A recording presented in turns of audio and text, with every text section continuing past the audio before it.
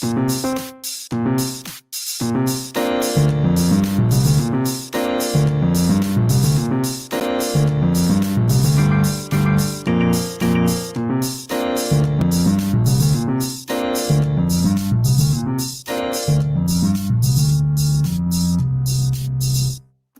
is up, guys? Welcome to the All In Podcast with Bad Beat Bryce and Ryan the Rock. How's it going today, Ryan? It is going very, very well, Bryce. Today is a special day. It is a special stream.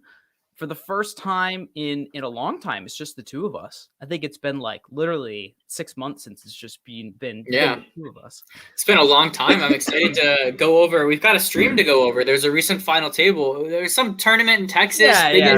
Biggest tournament in Texas history. Was that it? Yeah, I think it was the Prime Social Club.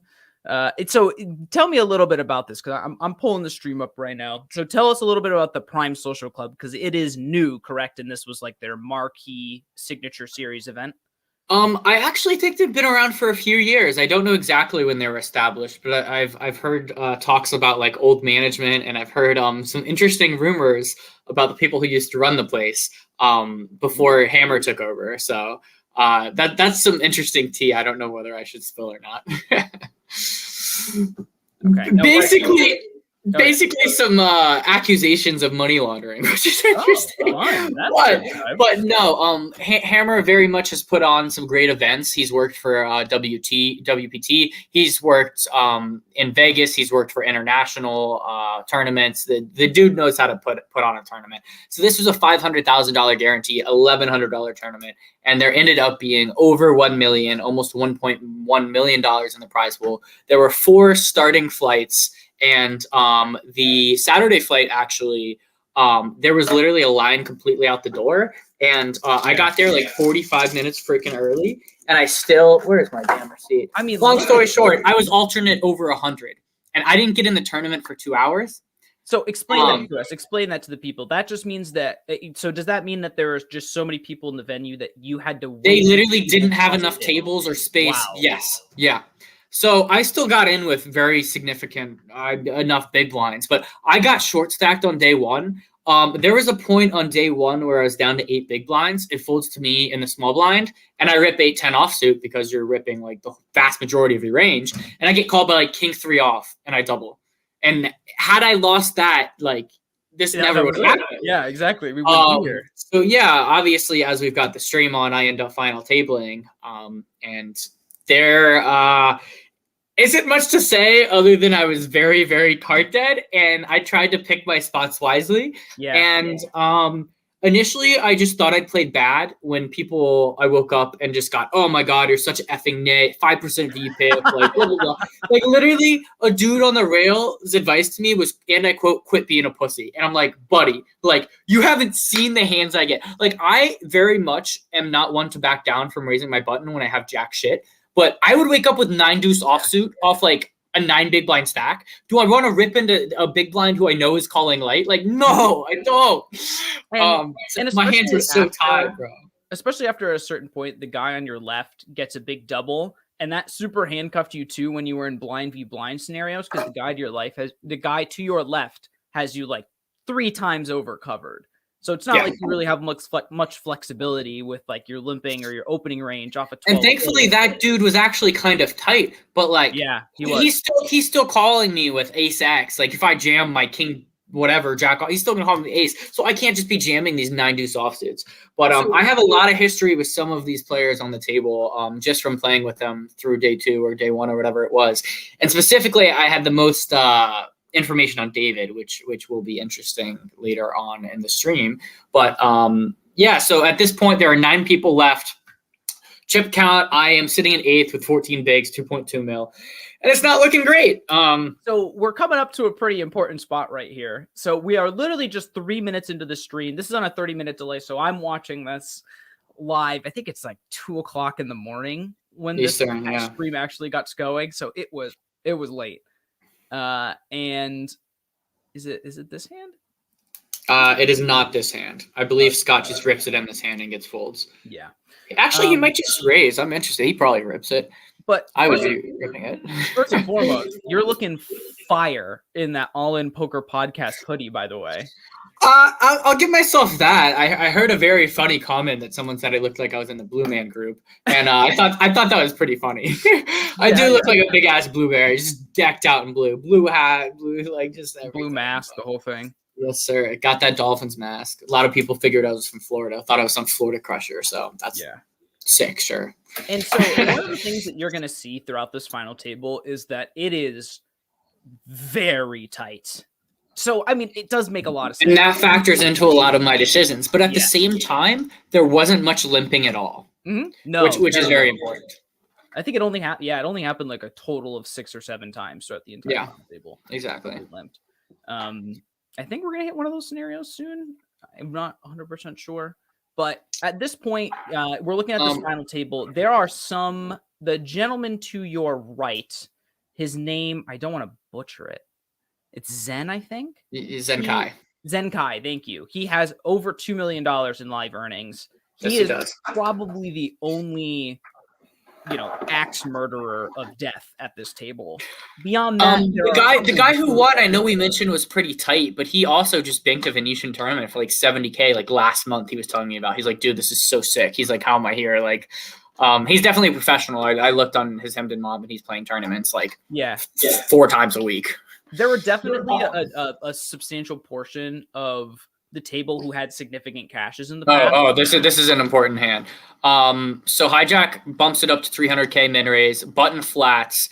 Button off 10 million flatting. Hella freaking caps him. I'm literally not afraid of him calling whatsoever. But Ryan, I mean, could call me. I'm second to last in chips at this point. But if you get ace king and you have 2 million and you've got 10 bigs, you're putting it in, especially with all this dead money. There's 975K dead money, and I'm gonna put in 2 million. Right. So this is not a decision for me. If I fold this, I should not be playing poker tournaments. Was there any concern about that, of being like in this moment, just being like, oh my god, I'm about to bust? Honestly, I wasn't worried at all. Yeah. Like when I tell you, I was nervous at this final table, but was I even 1% nervous to stick in ace king suited? Absolutely not. There you go. See, not at all. No fear. And look, I mean, he got 54% equity against this, and I mean, even if it, and no, that's against 3 hands. That's if both of them call, obviously. Hands, right. Yeah, but we're obviously going to get folds here. Those hands are not good enough to call off, and we chip up a little bit. And that's kind of the story of your final table run here. We're going to it is very interesting that are in between, but you guys are going to find that a lot of these pots are single raise fold pots. It'll take probably 30 minutes into the stream before we get a hand that gets to showdown. That is so interesting. When we were at like the final 12, I wish you could have seen it. I was playing about 2.6 million. I can't remember the exact blinds. Let me think about it. I think it was actually probably the level before this. It was probably like 61-25 or something like that. Yeah. And the button raises, and I 3-bet small blind with ace-7 offsuit to like 30% of my stack. Like, just something stupid. I literally was going to raise fold ace-7 offsuit. You can say it's a horrible play, but I thought he'd been raising like 60% of his buttons, and you can't be raising that percentage of buttons. Yes, it's good. You're putting pressure on me. But if I wake up with any ace, like, let's get it. And I wish you'd been able to see that, because when I tell you how card dead I was, like, just look at the hands I pick up, especially on the button or cutoff. Like, the best hand I'd get was like ace-6 offsuit under the gun 1. Like, I can't open that. Like, so, here we have a pretty decent hand progressing. Under the gun 3 opens to 300K off of a pretty decent size stack. What does he have there? Like 20? John puts in the 3-bet with king queen suited. I think king queen offsuit for 1.4 million is a pretty easy fold here. Yep, with a raise and a call in front of you. Yeah, exactly. Early-ish position raise. Yeah. And there hadn't been too much 3-betting going on, as we've discussed. You don't have a lot of fold equity with this particular hand. And it would be a hand where, like, if you were a big stack with a single raise without a caller in between, that could be a hand that you... So what do you think of just flatting here? I mean, pretty obviously ICM. Like, do you think Ryan thinks he has the best hand here? What do you think is going through his head? Going through Ryan's head when he just flats the 3-bet? Yeah. Is he just going to check call this? What do you think is going to happen? I think he is just going to check call this with 1 over and him blocking the club draw. Yeah, John very much has to bet this with 2 overs and the second nut flush draw. Yeah, and a backdoor straight draw as well. There's a lot of turn cards. And we get a bet call. I actually do not remember what happens in this hand. And so that's going to kill the action. Yeah. John should rip it here. John should I know that's ballsy, but like you've got Jack, you've got clubs. SPR here. Like, what else would you bet? We have. Oh wow, he actually doesn't bet full pot. He bets That's 1 so million. interesting. That's kind of gangster. That's so interesting because what if from nines, which makes sense. Yeah. Yeah, against the 3-betters range that floats you on the flop, there's going to be lots of ace-x there. The ace-x, it's really important that the turn card isn't the ace of clubs either. It's like the nut flush draw just picked up top pair. It's just an awful turn. No, absolutely. No, you have to fold that. It's the disaster turn card. So at this point, we've got 2 points. Look how close these stacks are. Look at you, dude. Yeah, exactly. This is really the story of the FT is that there's 2 or 3 really big stacks, and then the rest of them are all in the. It's just ridiculous. Like you see people opening a lot, but like there were so many ace kings and ace queens and just amazing hands at this final table. Crazy. Like people were nitty, but like when people were raising, like they had like ace king plus, with the exception of like a jack 10 of clubs under the gun raise, which is pretty ballsy, but it's from a $9 million stack. Who's going to be putting pressure on the other people, which is fine. If I had a 9 million stack, I might be doing that as well. Bryce, take me through a little bit of how you're feeling at the final table right now in this moment. I got about 3.5 hours of sleep the night before. Right. I'm pretty tired. I hadn't eaten in like 10 hours. My back hurt. I've got back issues. Yes. I'm starting to get really annoyed with how card dead I am. I'm not annoyed at this point, but in about an hour, like the way I even throw the cards, I'm like chucking them in the middle. I'm like, this, bro. Like I was just so card dead. Like you see my VPIP and you're like, everyone's like 15 to 22 and you're at 5%. Like they literally make a joke like, oh, at least Bryce put chips in the pot with his tens. Like, yeah, when you even if he folds, it goes up. Oh my god, I think that's just so funny because there's so many people who don't know you who this was their first time seeing you and they're like, what? Like Bryce is this huge nit. And you're like, you don't understand. I'm not a nit. I'm playing with ICM. I'm playing with my horrible cards, and I learned to know these players and if I could push them around or not. And I couldn't. There wasn't really anyone on this table who I would describe as like a huge fish. I mean, even the people who were less experienced, especially the people who were less experienced, were playing uber. Oh, 8-9 off in the cutoff. Can I raise that one up off the 2.8 million stack when everyone's at like 2.6? With the ICM implications of busting at 20K right now with 100. Oh, after a raise too. So yeah, that's a pretty easy decision. Yeah, right. And that was Jack 10 offsuit. That's pretty loose. By the way, sign us for commentating. If you've got a stream that you like, send this link to Live at the Bike. Someone link them. Absolutely. While I liked how highly they talked about my fan club, they very much weren't commentating enough on the hands. Yeah, that was an interesting thing. Yes, there was a lot of storytelling. Do you think this is going to go bet raise, or do you think this is going to go bet call? I think it should go bet raise. I think you should bump it up to like 850K here. Then opens, hijack, defend, and just take it down. You could be a little trappy here. David isn't one to trap though. Yeah, David is not one to trap. And that makes sense, especially this deep. If you were shorter stacked, maybe you would. I mean, it really depends on what you're stacking. And it puts a lot of pressure if your opponent has ace queen, ace king of spades or something. Like you could, you want to get some money in here. Yeah, I think that's a good disciplined fold. I think that's an easy fold. But little interesting. He's opening Jack 10 off, but I think that he probably cares way less about the money jumps than some other people in here. As he's accumulated 2 million, so he is playing for the win. I mean, all of us are playing. The flop continuation bet there with Jack 10 with the Jack of spades. I think you could look to check sometimes, but I think betting small is fine. I think you can fold out a lot of ace highs, ace 9 offsuit, hands like that. That you don't want to necessarily give a free card. Don't even put that on the stream. Sir, you are blocked. Yeah, get him out of here. Mods. Alrighty. So we got an ace jack. He's probably going to open this off a 10 million stack. At least he should. I would definitely be looking to at least mid raise. And Bryce has deuces in the hijack. Am I going to just stick deuces in? No. I'm not going to do it. What pocket pairs are you sticking in there? Just out of curiosity, is it 5s plus? Off of his open, definitely 7s plus. Yeah. I don't know. Because he's opening. He's actually he has been opening. He's been fairly active, so I might put it in. But again, at this point, I'm like a weird fourth in chips. Yeah. So like I could be losing $40,000 by sticking in fours. Right. I think I could just find a better spot facing under the gun open. Yeah. We don't want to go. So I think Scott probably just rips it here and gets a fold. There's really no other sizing you can go here that would make sense. Just flats. Yeah. Oh wow. A really interesting play. It's very risky. I think he checked jams. I don't remember if I definitely remember him just putting it in. I don't know if Rick bet small and then he just ripped it. Yeah, he just auto. Yeah. Which I don't. I don't like that. I think that leaders were even saying it at the time that they didn't like it. Because I mean, yeah.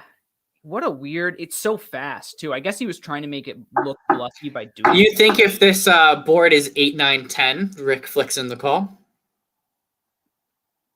8, 9, 10, 2 diamonds, maybe. Oh, absolutely 2 diamonds. What do you mean? Snap with 8, 9, 10, 2 diamonds. Okay, you're open-ended and you have 2 overs to the board. I think you can you have potentially. I mean, yeah, it's you have plenty. Yeah, diamonds. You're snap calling that. Well, no, I'm not saying I'm saying if there's 2 diamonds at the board, so you have a backdoor diamond draw plus the open, which is I think an effect we need to call off there. Oh, wow, this makes me feel good. They have 0. Who's the nits now, Timothy and Tony? Who are the nits now? Bryce, we're not that far into it. Yeah, I know. We're like 10 hands. I have not. I've watched parts and I've skipped around, but I haven't watched the entire full stream. But seeing how big my reel was nuts. It was really funny. Like literally people from like 15 different states, multiple countries. Like it was cool to see, and I appreciate everyone logging on from whether it be me posting on Twitter and my group chats or the poker boys. Everyone really showed up, and I appreciated that. Yeah, there were a lot of people. Tony under the gun rips it for 2.2 million. I think this is fine. I do. I agree as well. I think this is like at this point. What do you think? What do you think of Zenkai folding the ace jack suited? The announcers liked it. I think I like it too. I think I am putting it in with ace queen suited here, but I think ace jack is just too low because you could just be dominated too much, and it's for a 30-year stack. You don't necessarily have to. If it was a button jam, I'm snapping it off. Well, he is the button, obviously. If it was like button big blind, but like facing it under the gun open, especially from Tony, who at this point I think had a tight image in most people's eyes. I think it's a fold. Tony T is the gentleman in the orange hat, correct? With the triple. Yes, and he's a regular there from what I've heard, mainly a PLO player. King 6 off. That's one of the best hands I saw. Remember that one? Yeah, there's a. Is that TJ who loves King 4 suited? Yes, it is. But that is not the hand where he told me, "Oh, you should have been opening it," because he told me I should have been opening it from under the gun very slowly. If you catch it for just 1 second, I think we may skip over it at some point. Yeah. There's a lot of folding that goes on at this final table. Oh, absolutely. There's a moment where, for a flash, you can see Bryce's cards under the gun, and he has King 4 suited, which is TJ's favorite hand. TJ's like 5% VPIP and not open King 4 suited. There was like 1 or 2 hands that my dad asked me when we talked about the tournament. He's like, "Why were you tanking at one point with like 6-8 offsuit from middle position?" I was like, "Dude, I don't know." I was like, I don't know. 20-something hours in. I mean, your brain must be a little bit like butter at this point. He's like, "Were you actually thinking of that because it has like straight potential?" I was like, "No." I was like, "I'm never putting money in."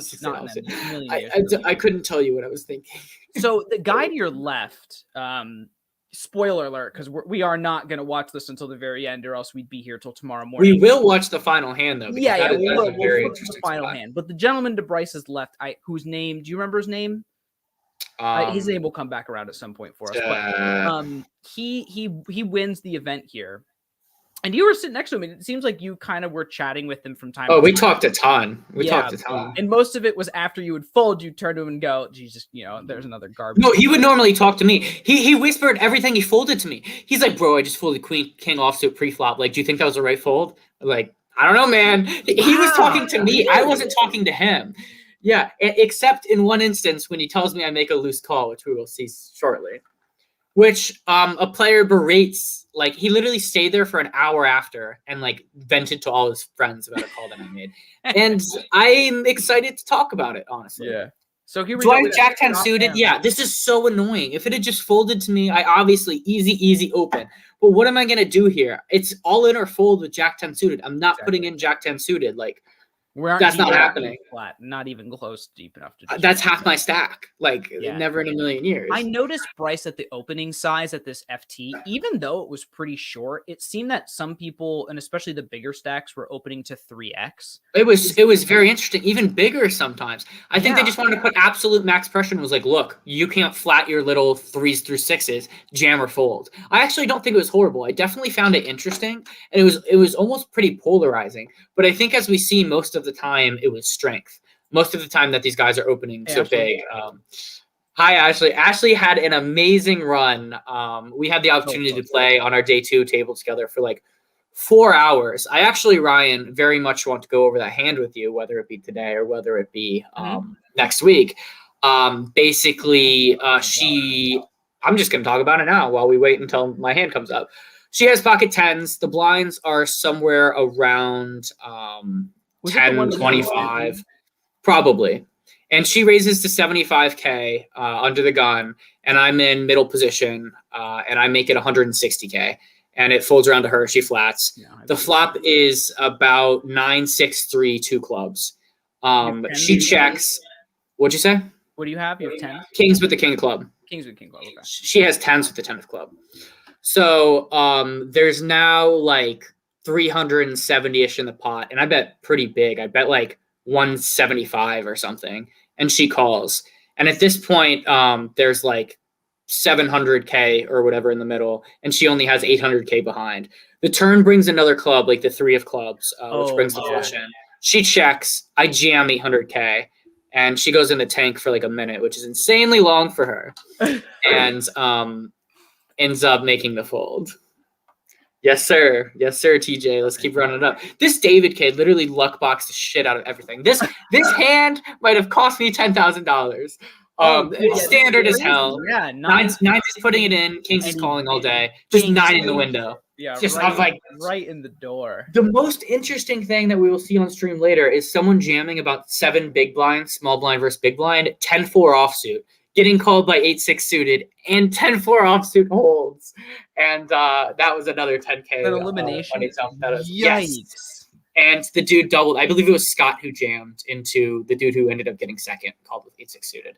I don't know all of their names. Really, the only person's name I know is David, because I talked to that 21-year-old. This was his first MTT ever, Ryan.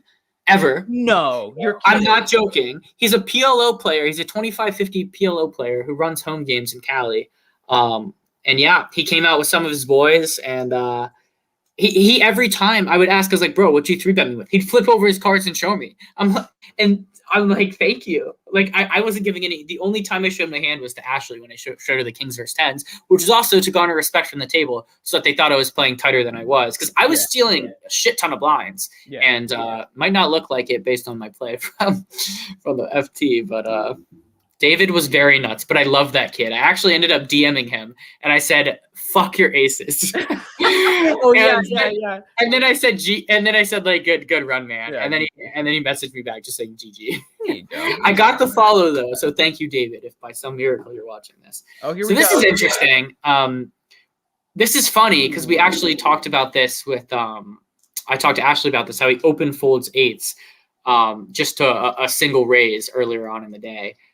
So I guess he really just doesn't like 8s, but he made the right fold here. Are you calling on here with ace-5 of diamonds for, what is it, just 900K more? I think I am, because he's got 1.3 million. That's only like 7 bigs, if that. I actually think 8 should maybe be calling there, because I mean he's jamming from the cutoff. Like, I don't know. I feel like 8s could call that. Ace-5 suited has against pocket jacks. I mean, this is close. Oh, geez, no, it's not close. Yeah, I very much did not like that flop, because I was looking for that man to be knocked out. Exactly, and that honestly is the story of the first. You know, what are we? We're only like a half hour into this final table now, and you know we've had 2 people be at risk or 3 people be at risk, and all of them have doubled up.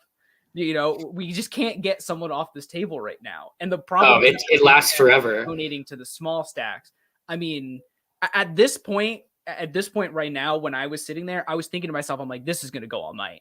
I knew that. Go to sleep. I was about to get another Red Bull. Gonna watch again. Yeah. So that's one of the interesting things. So I see the gentleman standing behind you, who I believe is the next dealer who's holding. No, bro, that is not what's happening. It's the RFID reader. They're putting it in their system. They're making sure and they're like verifying the hands. And he's also just he's typing in the action so that people can say like the stack depth. They can say everything. He's updating all of that stuff. That is not the next dealer. Oh, geez. Okay, that's really cool. So he just has the iPad up with everything, and so he's just checking. Oh, so he's logging what you guys are betting, the actual amount. Yes, so that we can keep the track. It's not like there's a RFID reader on the chips that you know where all of them are. But I think he is a dealer. They're tracking it. I think they're rotating. I think they are too.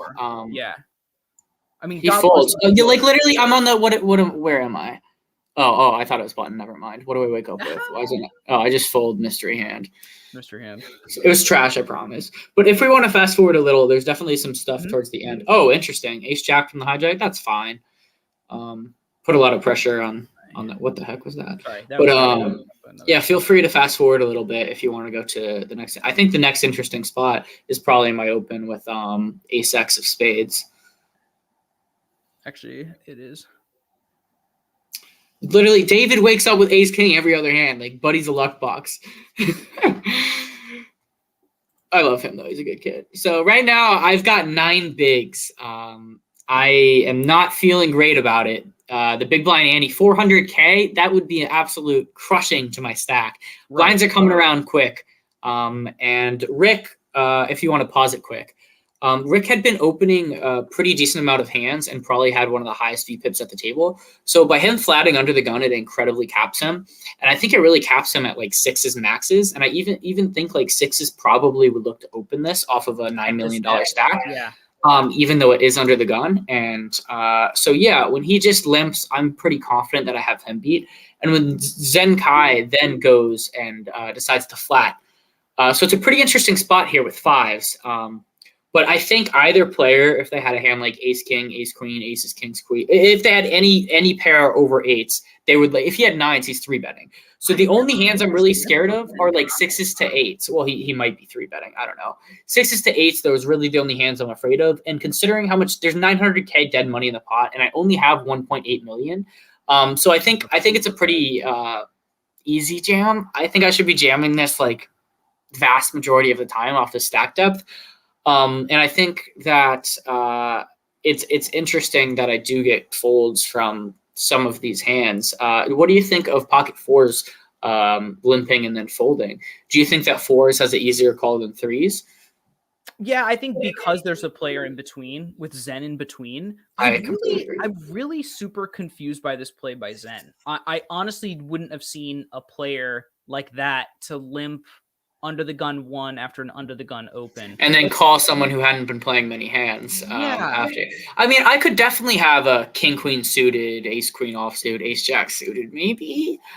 So he could be against 2 overs, but I guess he's playing for the win. I guess he's looking for my chips, looking for that knockout, and we'll see a board run out. What does he have to call in order to win this?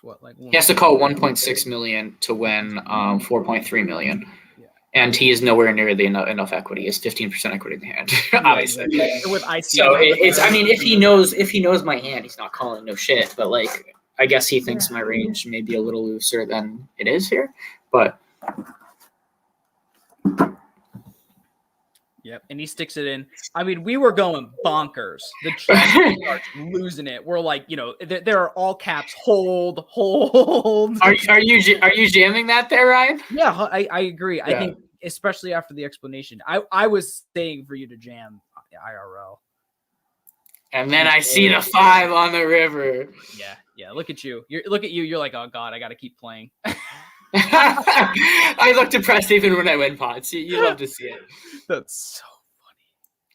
Oh, you just jam 5-5, but not 10-10. Evan, we're gonna get to that, buddy. All right, we're gonna get there. I'm so tilted, buddy. I'm tilted, bro. Yeah, the chat did go absolutely bonkers. Shout outs to Noah as well. Noah was one of the spearheaders of and one of the keyboard warriors when some people were shit talking me and my VPIP and my folding.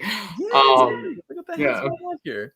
Also, Orlando, if you're watching this, I heard you typed in the chat that I was a nit. If you would like to play Heads Up or any form of any game ever, feel free to let me know. Live, online, I'll fly there. Let's go, buddy. Stud. I don't care. Just kidding. Yeah, we got another premium hand, Queen 7 off. Good thing we didn't open because another dude's got his king. Wow. Yeah, well, let's see how this hand plays out before I skip ahead. This is interesting because Tony right after this says he's jamming like all of his aces. He openly said that he's like, oh, I'm so short. I'm gonna be like jamming. If I see it, he literally said he looked at one card and jammed an ace at one point and didn't even look at the other card. That also factored into my decision later. Is that the guy who jammed on you? That is the guy who jammed on me. Oh my Lord in heaven! He quite literally said he looked at one, and I believed him. So now ace 9 can fold. That's an interesting thing. So, you know, this is a poker table with no plexiglass.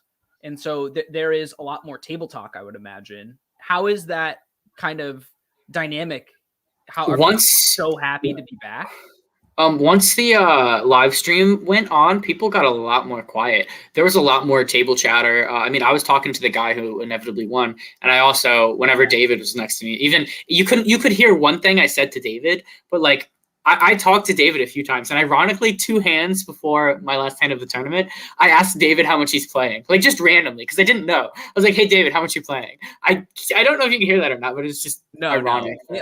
Yeah, that's the thing is they must have told you that the table was mic'd, and it probably was, but they had it down so low that like you couldn't really discern any of the words you were saying. I'm interested. King. Oh, king on the river. That's the gentleman who won. Yeah. Yeah, that is not what I wanted to see. Yeah, he would have lost. That cost him between, it would have been 18K instead of 160 is what they settled for. So that was a $140,000 river for that man. So now we're popping ahead here a little bit. If you guys have any questions, feel free to shoot it in the chat. I'm very interested on some of your guys' takes on a hand that's about to transpire. Tony literally pulled that so many times. I looked one card as ace and out. And it's definitely interesting. It seemed like he cared a lot, but it also seemed like a whatever attitude. It was kind of interesting. Yeah, ace queen suited is just gonna get it in here. My king 7 on the button. Literally everyone kept ripping in my late position too. I was like, I can't even like steal. Like y'all are ripping onto the gun too. Like yeah, exactly. They didn't even give me a chance to do anything. But yeah, I think when play poker when you can day trade on TikTok. That is a very good point. You know, I'm really considering just going into day trading, maybe even forex trading, and making an account like my good friend. We're just not going to go into that right now. This is the P&E ratio. Oh yeah.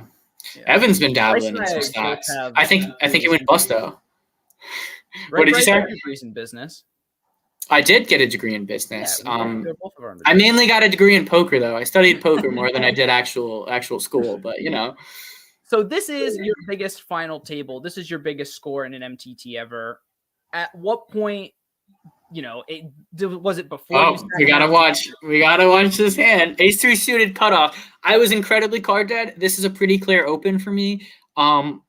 My intention is to potentially open fold depending on if this guy jams after me, I'm folding. Yeah. But when a smaller stack who announced that they're jamming any ace and jamming hella light, and I believed him because I had played with him. And yeah, so I pretty much snap call this with 47% equity. And if you look at the equities, obviously it's a good call. But am I, if you want to, oh, well, I flopped the 3. That's, there goes some sweat. But do you think that this is the right call? And if so, why? Obviously, it was the right call knowing his exact holding and knowing that, well, not even necessarily. Maybe I shouldn't have done that because of ICM. What are your thoughts? I basically snap them off with ace 3 suited. Am I a donk? No, I don't think you're a donk. I think if this were ace 6 through ace 9, you're a donk. But I think any ace with the possibility of making a straight that's suited, you just kind of have to go with here. If what you said is true and he's jamming offsuit aces like this, because against ace 10, we were doing fabulously pre-flop anyway, you know? Yeah, I mean, obviously we're behind 3%, but we already have how much did we raise to pre-flop? We already had that much plus the small and big blind ante. There's so much dead money that like I just got a call, and even with ICM, there's I'm not a net. I call with ace 3 suited for 2.3 million. What's up? So what do you? I mean, you didn't really move. You were pretty stoked when that 3 hit the flop. Were there any words exchanged? Did he say anything like, when he got up, he's like fucking ace 3 suited, and then he just like throws a fit for literally the next hour. He's honestly a nice guy, but like, dude, you got it in 53% and lost. I'm sorry. Like, it was maybe a little loose, but it's not like you had 5 million. Like you were the shortest or second. You were literally the shortest stack. You had 2.3 million. So like you have to make a move. And you literally were looking at aces, or like if you had like king queen suited, jack queen suited, like there's a lot of hands you can still put it in with. The nemesis garbage hands, yes, very much garbage. And I picked that up a lot in middle position. And you did. But whenever I do pick it up, someone's got ace jack, ace king, ace queen. So literally looking back at the stream, I'm like, thank God I didn't open these so marginal hands. And so one of the things that I found interesting about the dynamic at this final table was that even after the first person was eliminated, the dynamic does not change at all. It's still super duper nice, still super duper tight. Even after the when you say it's super duper tight, I'd like you to give me an example of a hand that you think someone should play differently. Like I think people got hands, and when they got hands, other people didn't really have hands. Like ace king suited versus deuces, like deuces isn't going to put it in with money ladders. I expect king queen suited to play this hand. It would be a little tight to. Oh my God! No, he didn't. No, he didn't. No, he didn't. These freaking nits, bro. Okay. Yeah, I've got like what can I do in late position with freaking. Oh no, he did open. It said he folded. He opened. Yeah, he did. He opened. I was like, what the hell? Oh, this is fun. Oh boy. So Timothy's just got to put it in here. This is just going in. I guess you could, yeah. And what do we think happens? Do I get another money ladder? We shall see. Is he calling? The money ladder was about 10K. Yeah. Oh, what? He folded? Nope. Never mind. Yeet. What do you think about that fold? I think I'm calling off there, to be honest with you. I mean, yeah, ace king, ace queen could have us fucked, but I think there's a ton of pocket pairs that could just put pressure on us. Right, and and we could have 2 overs, and you're basically the shortest stack. If he had 6 million, yeah, you're gonna fold. But like considering his stack depth and considering his need to chip up, I think I might be calling there. The thing is, like, if king queen suited is in your raise fold range under the gun off of like 10 bigs, what the hell are you calling with? Like, are you just calling with ace queen suited plus ace king off and like queen? Yeah. That's not good. If you're never I also saw people in the chat commenting on that last hand. They're like, "Oh my gosh, like he's raised calling ace 3 suited," but they're also calling me a nit. So I'm very confused as to how I can be both. Like, all right, queen 3 off in the hijack. Like, make it a suited queen 3. I've got 6 now. Let me put some pressure on. Yeah, look at him. Look at Brightly. David rips 8-10 suited like a boss. Wait, no. But did you just see the body language on you when you folded that hand? You just like bump in the chair, dude. It's just so annoying. I'm so hard that, buddy. So I mean, after 20 something hours of playing, not being able to even pick up a hand, like that is a form of tilt of not being able to pick up cards. Like, I honestly, yes, it's a form of tilt, and I was emotionally not in a state that I should have been, probably from tired, hungry, back pain, whatever. But it did not affect my play whatsoever. 0%. I truly do think I played my A game, with the exception of a potential fold we will get into. But having run it by so many people, I don't know. I think in hindsight I should have flicked in the call, but I don't hate myself for folding. Is basically where I'm at, but. We'll get there later. I am talking about it. If you'd like to fast forward, I believe. Yeah, I figured you would want this at this point. Because I definitely want to get to the end of this stream so that we can go over some of the donkey stuff that happened. Oh, 10-4 offsuit. What a great hand. Actually, there is, in just a few minutes, there's the next elimination. Okay. Let's get through that elimination, then we'll skip forward to the 10-10 hand of doom. Which is sounds like a plan. Really interesting analysis. So you're here right now. So we got under the gun opening Jack 10 suited. Him nits. They will get you every time, Bryce. Look at that handsome mug on that guy. Look at that stuff. Or something. Oh yeah, and he's coaching, he's wrestling, football, but he's a jack of all trades. Yeah, if you need your kid or friend coached in football, you hit up Chad Hoffman. Great rates and a great time. Alrighty, did Jacks just fold? No. Okay. I can't. Oh, this hand is so interesting. Flop is ace, like 7 or something, and Jacks just folds. This is the tournament winner to a C bet. It was a big C bet. The dude was putting absolute pressure on him and was like, look, you have an ace or you don't. And I guess he's thinking if he has ace, king, ace, queen, he might be doing more pre-flop. So this is really interesting. Wow. All he has is back. He just sticks in. That's a ballsy bet. No, he doesn't stick it in. He bets like 2 million. No, sticking in the bet is a bit of a ballsy bet on ace, ace, 4. I mean, I guess you have the range advantage. I would look to go small here. I would look to go like 500K, if that. If four's a club. But I don't mind the massive bet. You've got the bigger stack. You don't want to tangle up. The guy probably thinks you wouldn't be bluffing here. It's a rainbow board. Jacks has completely under-repped their hand. Right, yeah. Just call. Because you would figure he's capped and he wouldn't have a hand like Jacks there. So this is interesting. Yeah. And he's just going to fold this on the flop here? He just folds. Very nitty, I think. I mean, I guess I do understand because obviously, like you said, under the gun has lots of nut advantage and has all the strong ace X. But I don't think specifically with 2 aces on the flop, I don't think I'm not folding Jacks for single bet. And you also can't rip because you're not going to get called by worse. So you call turn and then hope your opponent just rips. Yeah, it's difficult though because you know your opponent's going to put in another bet on the turn. He's going to jam turn. Are you willing to risk your tournament life with 2 overs? It's interesting because he could still have kings, queens, and still have you. I didn't go to the bathroom. I was checking the money ladders. This is hilarious because one guy did not know the money ladders. So he paid a waitress $5 to come in and write it down. He wrote down the whole thing. And then the stream, I think Justin Hammer got pissed because he was like, I don't want them to literally look at this paper thing with payouts. So they got someone to bring in an iPad and post it up over there. But it's literally the biggest drama thing. The guy in the WhatsApp hat was asking for a paper and paid the person $5. And the second he finished it, they came and took the paper out of his hand. It was pretty funny. Oh my God. Another premium hand, the 10-5 offsuit. We're going to just fold this one under the gun 1. Probably be a good decision there, I think. So I'm assuming King Jack offsuits rips it in and gets called by queens here. 1.8 is, very, we're at 7 big blind territory there? Yeah, I'm putting it in all day. Yeah, you just.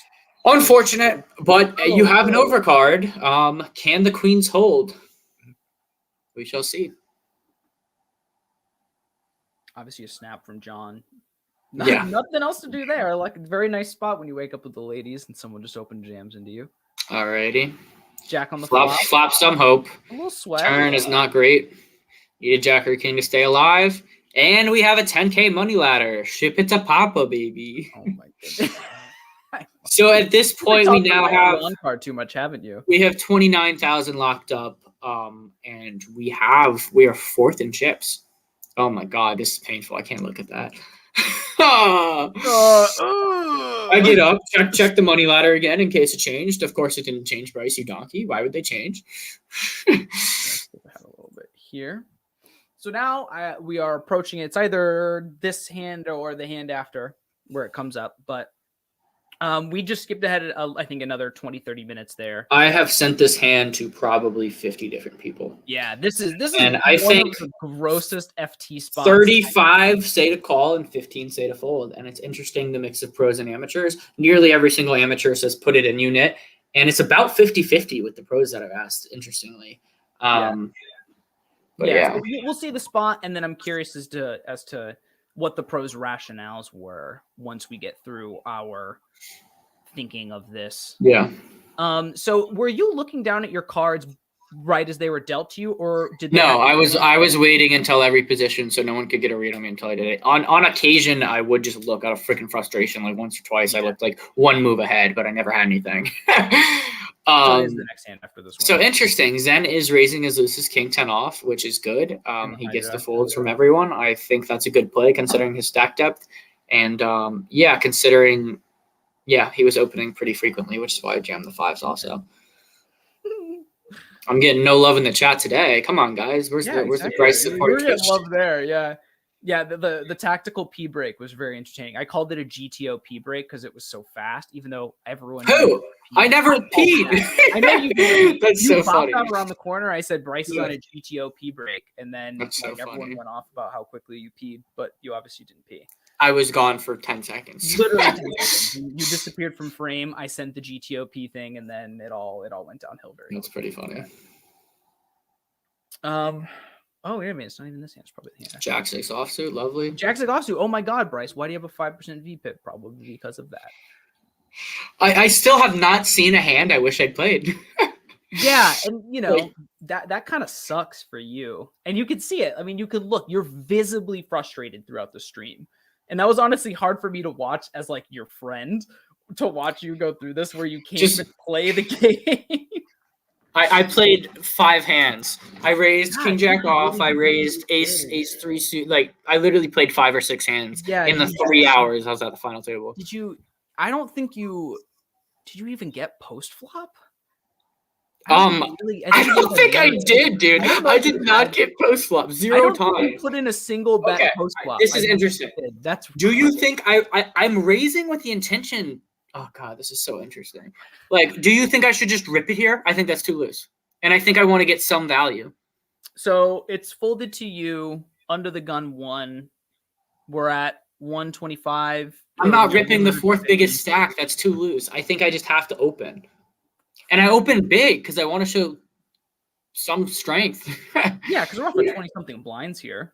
Yeah, I think I raised to 7, which is not quite 3x. With the big blind anti-structure, myself, it's perfect. I literally put in 2.5 to 3x, 17.5% of my stack. There it is, 700K. You spot. I think that size is good. I think it's fine. I think it's. You're gonna get an easy fold from Ace-6 suited. From the cutoff, there had not been very much 3-betting going on, and as we saw, the 3-bets that there were pocket jacks, pocket queens, ace king. We have not seen a hand worse than jacks to this point 3-bet. In addition, I had played hands with David for the last 6-7 hours, and I did see him call off late. I never saw him make a 3-bet late. And I would literally ask this kid, what did you 3-bet with me with? And he would show me. He showed me ace king, he showed me kings, he showed me queens, he showed me ace queen suited, and he showed me jacks. He showed me 5 times in the last 4 hours that we played. And maybe he was exploiting the fact that he had done that. Maybe he's a genius kid. And he puts hella pressure on me. And I really think rock bottom of his jamming range here is truly 9s. And maybe that's rock bottom of my jamming range. If he had bet, I would have jammed on him if situations were reversed potentially.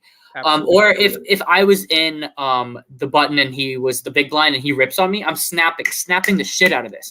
He has to get by the ranges of where is he? Cutoff of 4 other people.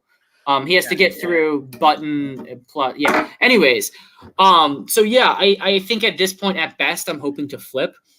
And I don't think he's going to be doing this with ace queen even necessarily. I think that's pretty loose with someone who has you covered behind you. So I really think this is ace kings. I think this is aces, kings, queens, jacks, and 9s. Also, interestingly enough, I got aces and against aces against David, right before the final table. Right. It's that was fun. Name a hand that 10s is doing really great against that 9s. Going to make that move, and it's literally 4. And ace king is a profitable call because of how many chips I already put in with the big blinds and small blind. I have the equity where I should be calling if we're not taking ICM implications really into it. I should be calling that, but those are only combos of ace kings and 9s that I'm beating. And Michael Longcar, Matt Vaughn, they said it's just a puke fold. The majority of the time he should be doing. You literally look physically ill. Oh, I was thinking about this. And this is the longest I tanked all tournament. I think I tanked 2 minutes, and I'm not much of a tanker. I make decisions very quickly. Give us a full head scratch too. We get the whole hem haw. I asked him, I was like, the commentators are like, oh, he's got to stick it in here. He's got to stick it in here. And I think literally if the cutoff had kings, they would have said exactly the opposite thing. Because, I actually agree with you. I think they would have been like, that was such a sick freaking fold. Yeah. And I was wrong this time. And I think if I had more information that such as Action Ashley shared with me about playing with him for hours that I was not on his table with, I didn't see the loose 3-betting. I didn't see some call-offs with ace 4 offsuit for 15 bigs. I didn't see that. So from all the information that I had and from the information just I don't know, 21-year-old kid, first MTT. I don't think he's just going to be spazzing off. Yeah, and it truly was. I looked him up on Hemden Mob during a break, and it was truly, this is his first Hold'em tournament. He's a PLO player from Cali. Yeah, Cali player's a little loose, but from what I've seen of him and from his player archetype, I got wrong. I look like Lando tanking. Lando tanks with literally nothing and just wastes time. I actually have a hand. That's brutal. This is a brutal spot, and he does. And he shows me the 8s. That's why I chuck my cards and look like I want to die. I asked him, I said, can you show me? And he said, yeah. Pale. I literally, like, I went pale. Like, truly. Look at this. Bryce is like... like I don't show that much emotion ever. I'm disgusted. I literally want to puke. I want to pull trig and puke on this felt. Yeah, and this is the thing is, like, you know, Bryce, this is, I think, just a few hands before you guys go on break. And so, you know, here I am sitting on the sidelines and Bryce calls me and I'm watching this maybe 10 minutes before this hand happens. The first thing Bryce says when I pick up the phone is, "Did you see the 10s hand? Did you see it?" And I'm like, "No." And he's like, "Bro, at that point, you looked like someone had ran you over with a truck and backed over you with it. I mean, you just looked beat." And I mean, that fold probably took a year off your life, you know, like that was a stressful fold. And then the fact that he had to show it to you. I mean, I asked, I'm glad he showed me later, or do you prefer finding out in the moment? Because you look pissed. I think it's good to find out in the moment because it'll mean I'll call him later, and maybe that's what he wants. But but you know, I forgive myself for the folds. I think maybe I should have put it in, especially if my sole intention is getting that first in the 180K. But yeah. I wasn't. I was in 4th at the time. I thought I could find a better spot. I thought I could outplay people. Truly, I have absolute confidence in my game. And while I VPIT 5%, if you'd given me the King 9 suited on the button, I'm opening that. Like I am. I didn't have the opportunity. I was getting 9 deuce off suited on the button. So honestly, looking back at everything, the only hand that I even question is the 10s hand. And I don't think it's horrible. And I'm glad that I've gotten the validation from people that I respect and from top name pros such as Michael Longcar, Matt Vaughn, my coach, etc., who just say it's a puke fold. And I don't know. Just one past the man, the myth, the legend, Jonathan Little as well. We should shoot him an email. I think Jonathan Little is going to say it's a call. Yeah, I think he is too, because he's interestingly psychopath. Because and I remember him talking about God, what was it? Was it Nemi or Brad? I think it was Brad who folded like for like 12 bigs with like 7s to open or something. I can't remember. And he absolutely shat on him. Oh yeah, exactly. He was like, he gave him like a whole friggin' list of reasons why it was bad. Yes, TJ.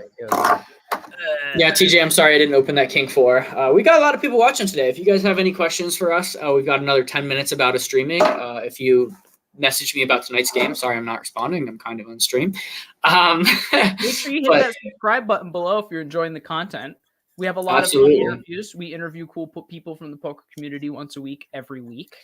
We have a fun lineup coming up. We have up and really blowing up recently, the Queen of Felt. She's going to be coming on the show soon. She will be in Houston in 3 weeks, and I'm meeting up with her. That's so exciting. Yeah, so that'll be a good time. She just partnered with the Solve for Why Academy, so really excited to talk to her about that. Awesome. Also, if you guys haven't already checked out the Solve for Why Academy's most recent Poker Out Loud, of those 6 vloggers on the table, we've interviewed half that table. So go check out our interviews with Trevor Savage, with Matt Vaughn, and Rampage, and then go watch that Poker Out Loud table. It's really good. I mean, there's not super lot of action, but the way the vloggers explain hands, I think all of you guys would find really interesting. So what do you think of, I'm like 95% sure ace queen folds here. I could be wrong. Hijack versus cutoff? Wow. I guess it's ace queen offsuit. And again, ICM, you could say we're being tight, but I'm not sure actually. He might flick in the call. I don't remember. But after this hand, we should fast forward to the King Jack hand for the sake of seeing the end. So I think this is like one of the last hands before break. Yeah, it has to be. It has to be because you get eliminated in like. Oh wow, he calls. Oh, I forgot he does call, and it's pretty boring. I think there might be there might be 2 diamonds on the flop. I think there was a diamond sweat. Now that I think about it, maybe I'm crazy. Let's see what it is. So I think this must be closing in on breaks. People are standing up and stuff. Yeah. Or I guess, is that the at-risk player? Who's King 5. What a nice hand facing yeah, it's a good hand. It's a good hand. Bryce, you would have flopped it, bro. Look at that. Yeah, he turned the diamonds. Yeah, exactly. Turn the diamonds, river the ace. So let me get a little... I made a genius fold. Where is it? 247. All right, so I have 2.8 million, and the blinds are very important. what the hell are the blinds at? They're high. I know it's a standard as hell jam. I'm just curious as to for how many. 750K in the middle. So what is so that's 100, 250 with the 250 ante. No, it's not. It's 125. Yeah, 125, 250. Yeah, 250. So I've got 12 bigs. Jeez. And the blinds absolutely wreck you. I would go down to 10 bigs if in the event it gets to my big blind. Yes. I will try my best not to stack you, Chad. Actually, no promises. We'll see. Huge so I think this is a pretty standard jam. I expect a lot of hands, like even like ace-9 offsuit, etc., to fold. I expect this to get through a large percentage of the time, and I'm feeling pretty good about the jam. And hope if someone calls, it's with 9s or 10s or something like that. But nope, David wakes up with aces. The one time I open jam, I stand up. This shit. You're disgusted. Look at him. Look at him. You literally look like you're gonna throw up. Flop a jack, flop some hope. We've got some backdoor straight equity. Come on. Frick you, deuce. Come on. Jack ball. No, brick. Yeah, rip city. There goes Bryce. And I just run away. You know, so you walk away from this table, obviously a little disappointed. But I had some people cheer me up, including Taylor Carroll and Ian as well. So shout out to you guys. They're basically like, "Oh, that's awesome! You start playing like bigger games now and stuff." And I was like, "Dude, like, did you do anything?" All I said is I played horribly. All I said to them is, "Bro, I played horribly." Yeah. I thought I did, and looking back, I truly think the only potential mistake was 10s. King Jack, that's a jam. I don't regret that at all. It's really just the 10s fold, and that's a tough spot. And even that one is like, within question. There's definitely no one who's saying 100% you have to call or 100% you have to fold. Well, there are people who are saying that, but even those people probably don't even believe that. Yeah, 100%. I'm content with my play, and getting 7th out of 1,100 people is nothing to cry about. So now let's pop ahead here to the end of this wondrous tournament. Sounds like a plan. So Zen was in top 3. Yes, he was, and he gets 3rd.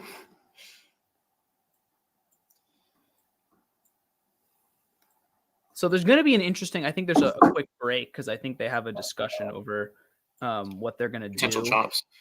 Yeah, there's like a couple breaks over potential chops, and they're obviously discussing it and stuff. The play loosens up three-handed quite a bit. I can only imagine. Yeah. The stress of these flips. Yeah. Oh, geez, 9 and there goes Zen. So we lose Zen in 3rd, King 10 versus Ace 9, 3-handed, off of 2.1 billion, which I assume is probably just a couple bigs at this point. Yeah, probably like 6 bigs. So now we're heads up. I think these guys had a brief discussion about it, and they reduced the difference between 1st and 2nd. I think it's only a 20K difference, I believe. Yeah. I think they took 20K off the top and gave it to 2nd, which is, I think is a nice guy move to make. But I don't know if not just what are the stacks though? 40? No, I would 23 million to 20. Yeah. You're just decreasing it. It's not like you have. I think that's totally fine to take off some variance. I don't think it's fine to get it in with what this man gets it in with an open ender when there's 3 to a flush already out there. And you're drawing to like a 5 high flush. Wait a minute, we're not there yet. Bro, I woke up in the morning and I fell asleep. This was like 6 in the morning. I was sad boy. I thought I was gonna wake up and the table was still gonna be open. I just missed it being open by a very short amount of time. That's funny. But these guys are going heads up for the championship, the biggest final table in the history of Texas, and it's called No Limit Texas Hold'em. Is it the first hand or is it the second? I think it's the first hand. It's either the first or the second. It's the first hand that they play. Oh my gosh. I forgot it was that short. But yeah, we got one more hand for you guys. mean, this is craziness. I mean, really cool, Bryce. I mean, I gotta say, from me and all the other people who got to watch you, this was really freaking cool, and we're all A, super duper proud of you, and B, super duper jealous. Yeah, no, be binking, making 30K cashes like you one day. But appreciate the love. Really impressive. Yeah, hopefully run deep in some soon, considering going to Florida for WPT events or going to Vegas for the Win Series, stuff like that. So shout out to my boy Jordan for staking me 25%. I had not released that information, but he got a 7K score out of it. He staked me for the main. He staked me for some other events. So yeah, glad I charged him at least a 15% markup so I could make that extra $100. No, not quite. But thank you so much, Jordan. Very much appreciate your support. So yeah, if we could get to this hand, that would be great. The keyboard warriors, yeah. No, there's all these people in the chat who say, "Oh, you played that hand wrong. What are you doing?" It feels pretty good, man. Definitely been confident in my tournament game, whether it's been grinding just these bigger tournaments on Bros or X or whatever it may be.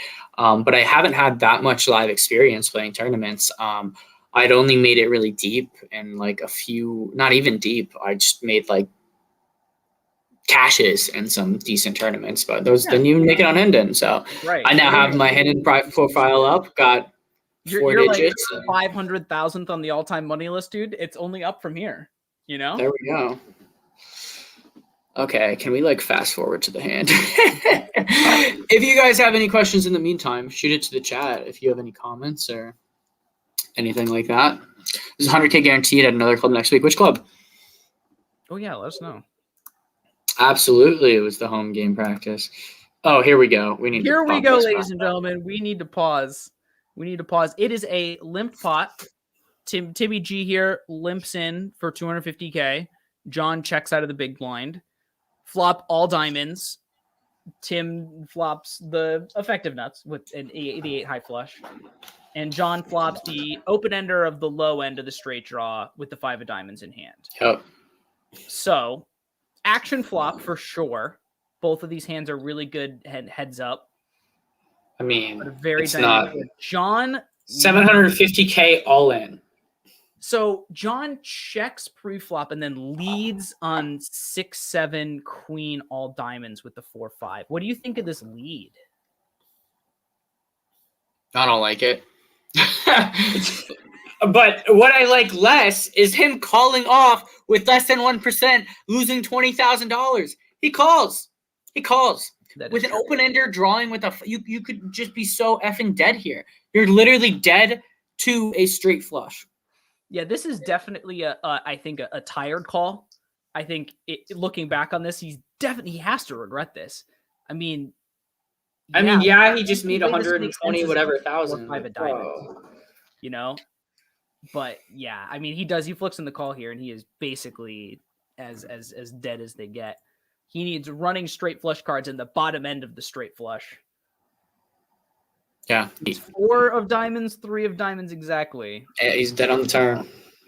Sorry to spoil it for y'all. This is a huge overbet of the pot as well. This is a tiny pot. This is a 1 million chip pot that Tim has now jammed 20 million chips in. I don't hate it. He might try to make the think, dude, he has like king of diamonds or ace of diamonds in hand. And there he goes. And now he's like, oh boy. He just walks away and celebrates. Yeah, I think his friend comes in from the side and he gets a big bump from somebody. There you go. Nice little fist bump. Yeah, it's not even technically over yet, but Buddy's got 2.5 million, so it's over. That wasn't technically the final tournament hand, but like that seals the stage. Oh, was it really? And they celebrate in the background. Yeah. I believe, unless the chip counts. You know what's funny is I think the chip counts are wrong. I do think. Oh really? Oh, he did bust him. Yeah, I think he really. Oh, it might have been wrong. This is too much. If he gets up, fist bumps the guy, and starts hugging his friends. I mean, when the dude's down to like 3 bigs, you can be pretty confident. But yeah. I was just watching some final table of like Olivier Bousquet coming back from like 5 big blinds against like 70. Dude, I got down so low on day 1 and didn't even think I was gonna cash. Like, look at this guy. Oh my god, I'd be losing my mind. With the ace, yeah, I would keep those cards. The 8 deuce of diamonds. That's your new lucky hand forever. I woke up and saw his picture. Oh, he was so short. He's the dude who spiked the king on the river with ace king against jacks. Yeah. He almost got ninth, and he wins. That's tournament poker. It was a good time, but yeah, not gonna lie, for a day I was sad boy. But I'm content with the cash. Obviously, I just hate making mistakes. I think as poker players and just as humans, we try to be perfectionists. And if I didn't do every single thing in my power correctly, I'm gonna beat myself up a little bit. But I mean, I had a good run, and I'm excited to continue crushing these Texas tournaments, and I appreciate all the support. I literally had like 300 messages. It was nuts. So thank you guys so much for supporting. I had the most supporters. I had the biggest rail, undoubtedly. So thank you guys so much. Appreciate it so much, and cannot wait to keep rolling out content. We've got some great guests coming out, and hopefully I can get on that Solve 4Y vloggers game one day. Big shout outs to the chat today. We had a lot of people who are watching us live. Thank you for interacting with us while we were doing this. If you guys don't mind, just give us a quick like and subscribe. It takes 2 seconds and it's free. And it helps it pop up for more people like you who like poker, who want to see our content. So please feel free to give us a like and a subscribe. If you're on here playing the cash game, Bryce and I are going to be firing up that Zoom in just a few minutes. So come and play poker with us, against us, and tell Bryce that he's a massive nit for V-pipping 5%. Yeah, please do. Thank you guys so much for another great episode. We've got another great interview coming to you next week. Make sure to stay tuned and take care. See some of you tonight.